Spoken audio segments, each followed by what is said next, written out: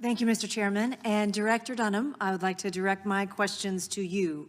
On January 13th, 2023, the FBI's Richmond Field Office published an official document that linked radically or ethnically motivated violent extremists with what the FBI referred to as radical traditionalist Catholics. This proposed targeting of Americans practicing their faith necessitates oversight by Congress and raises serious concerns about Americans being able to freely exercise their religion without having unlawful surveillance conducted by agents of federal law enforcement. And as somebody who spent many years working alongside the brave men and women of the Bureau on the local level, we also here want to ensure that the FBI is directing its resources and its attention to helping protect our communities and keep our communities safe, as opposed to an undue or unwarranted focus on surveilling particular religious groups. So with that, is it correct to say, Director Dunham, this committee in fact sent a request for information to the Bureau on February 16th, 2023? I believe that's correct. All right. And in response to that request, to this date, the Bureau has produced 18 pages of documents. Is that right? I think that's accurate. All right. Among other things, this committee requested a list of the FBI investigations, local law enforcement agency reporting, and liaison reporting with varying degrees of cooperation and access that the FBI's Richmond Field Office relied upon to make its assessments. Have those documents been provided to date to this committee?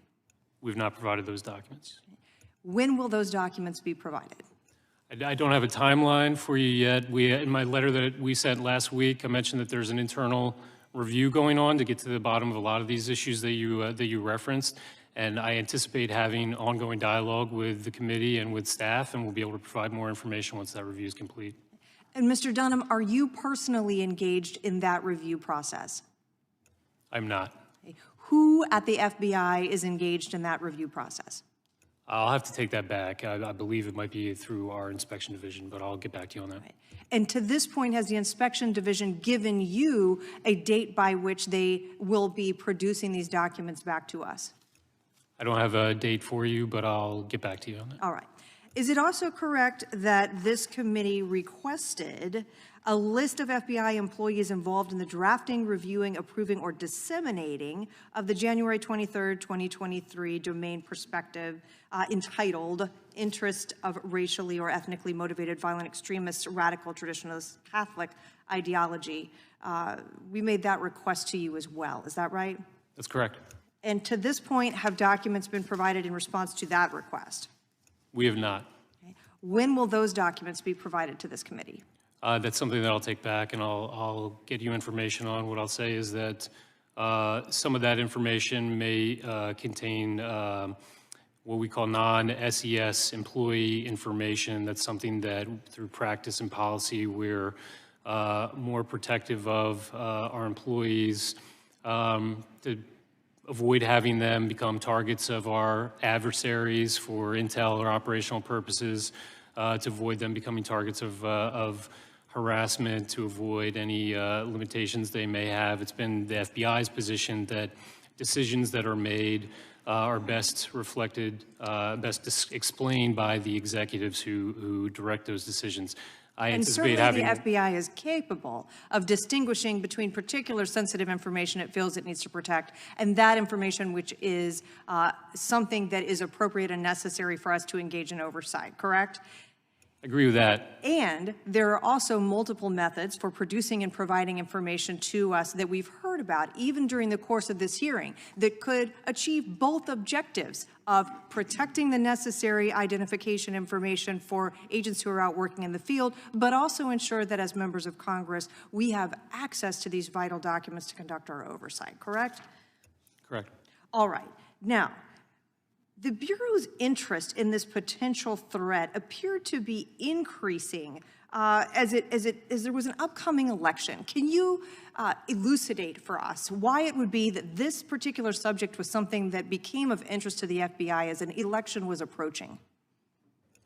I'm not a subject matter expert on this topic. I don't have any inside information on the product. I think the Attorney General and the Director have been clear in their testimony when asked about this, that the product did not meet the FBI's exacting standards, and it was unacceptable, and that's why we're looking into how it came to be. All right. Thank you, Director Dunham. Mr. Chairman, I yield back.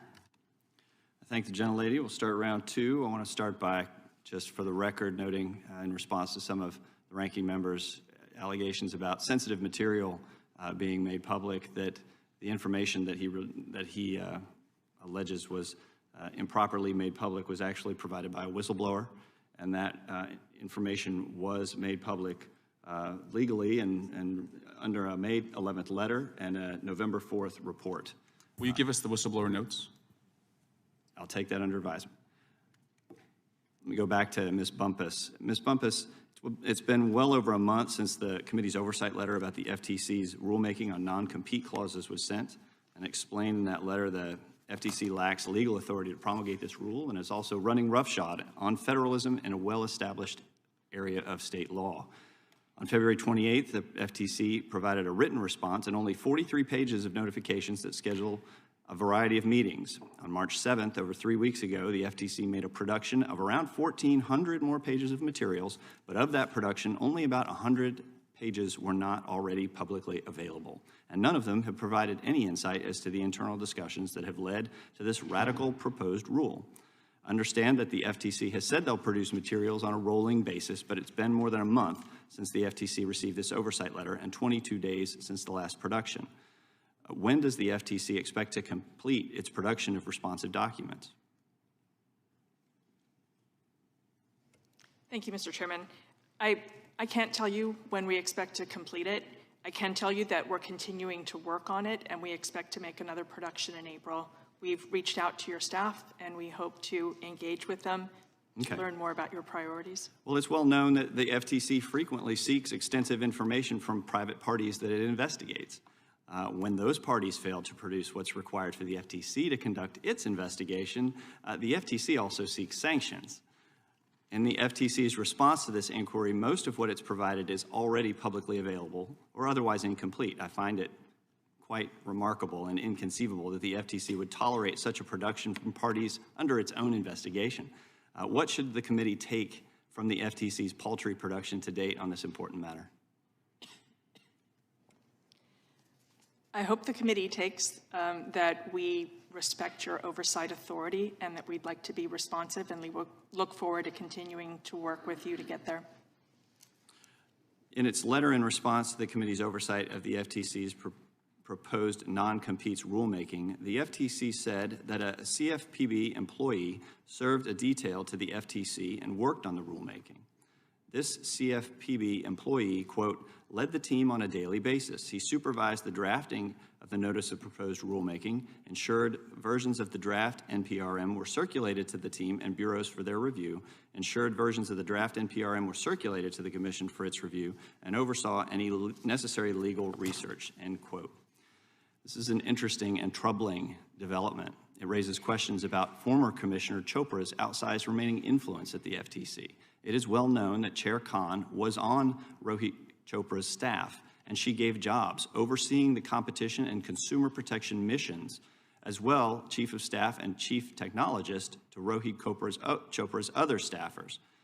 Now we are learning Rohit Chopra's influence continues as he has assigned one of his CFPB employees to a detail at the FTC, and that employee has led and supervised the FTC's non-compete rulemaking effort. The committee has questions related to the FTC's decision to staff this rulemaking in this way. However, for you, as the Director of the Office of Congressional Relations who coordinates the FTC's responses to our inquiries, let me ask, did the FTC take any steps to coordinate your response to this committee's with the staff at the CFPB? Not that I'm aware of, Mr. Chairman. When you helped coordinate the production to the committee, did you raise the issue that additional searching would need to be done at the CFPB? I wasn't involved in the production itself. I don't know. Former Commissioner Rohit Chopra is the director of CFPB. Has your office been in touch with him about responding to the committee's request? I have not been in touch with him, and no one in my office has. Who at the FTC is supervising the CFPB's employees' leadership on this issue? I'd like a name. I'm not sure I understand the premise of your Who question. at the FTC is supervising over the CFPB, this specific employee's leadership in this area? Do you know of the employee that of whom I'm speaking? I believe the employee you're talking about was employed in the Office of Policy Planning. Okay, and who is the head of, or who was supervising that official in policy and planning? I believe the current head of the Office of Policy Planning is Elizabeth Wilkins. Okay. In your experience, how common is it for the FTC to rely on staff of another federal agency to lead its teams on a daily basis and supervise drafting of rules? I don't know. What other interaction does your office or the FTC have with the CFPB that this committee should be aware of? I'm not sure of the extent of our interaction. I know that both of us agencies are charged with consumer protection, so I would assume that there would be interaction, but I can't characterize the amount of it. Okay. I just want to note that even in the limited materials that were provided, we can see that the FTC staff communicated using a staffer's personal Gmail account. And in other instances, the employee was using the employee's CFPB account, and other CFPB employees were using their CFPB accounts to communicate with the FTC on this matter.